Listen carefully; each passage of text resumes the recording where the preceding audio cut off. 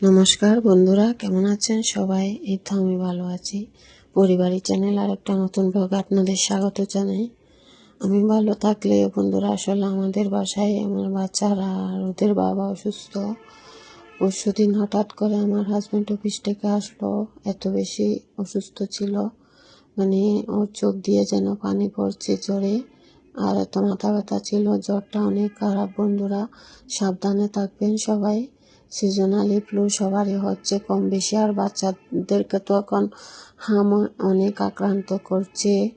হাসপাতালেও নাকি জায়গা হচ্ছে না। এটা হচ্ছে আমাদের পাশের ফ্ল্যাটের এক দাদার ছেলের জন্মদিন ছিল আর কি, আমাদেরকে ইনভাইট করেছিল, তো আমরা গিয়েছি ডিনারের জন্য।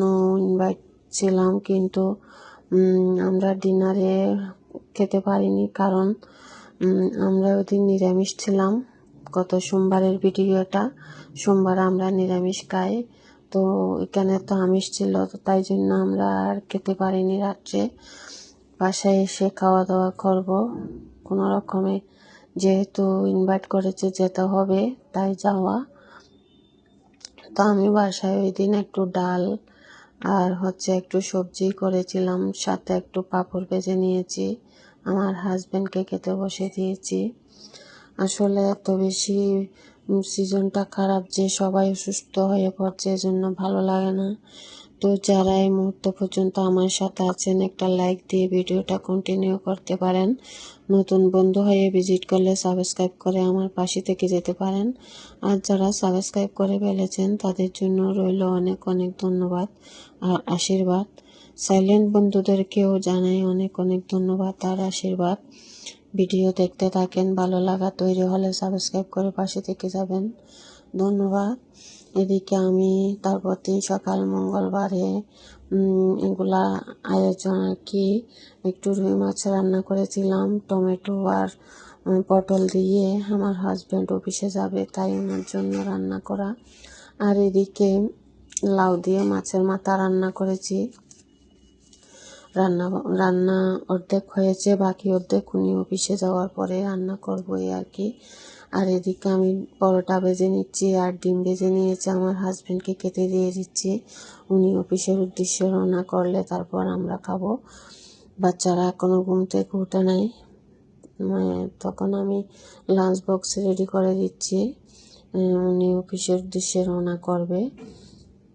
এই যে আমার লাঞ্চ বক্স রেডি। তারপর আমি আর একটু চা করে পরোটা দিয়ে খেয়ে নিয়েছিলাম, বাচ্চারা উঠলে খাবে আর কি। তো নতুন বন্ধু কেউ যদি সাবস্ক্রাইব করে থাকেন, আমিও 24 ঘন্টা পরে গিয়ে সাবস্ক্রাইব করে দিব, না হয় সাবস্ক্রাইব কেটে নেই। অবশ্যই বন্ধুরা আপনারা জানেন। তো এইদিকে এরপর খাওয়া দাওয়া শেষ করে একটু বাসন পড়েছে, এগুলো ধুয়ে নিয়েছি। আর ওইদিকে মাংসটাও বসিয়ে দিয়েছি। আমার বাচ্চারা মাংস দিয়ে একটু ভাত খেতে চায়, তাই একটু মাংস বসালাম। নিরামিষ দিনে তো সবসময় নিরামিষ খাওয়া হয়, তো চেষ্টা করি যেদিন আমিষ হয় বাচ্চাদের জন্য একটু মাংস রান্না করতে।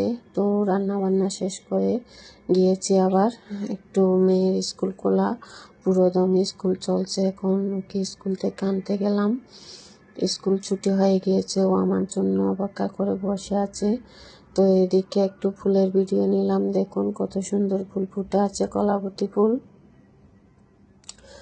তারপরও বললো মা একটু দই খাবো, ওই জন্য বনফুলে গিয়ে এর জন্য একটু দই নিলাম এই আর কি। এরপর বাসায় চলে এসেছি।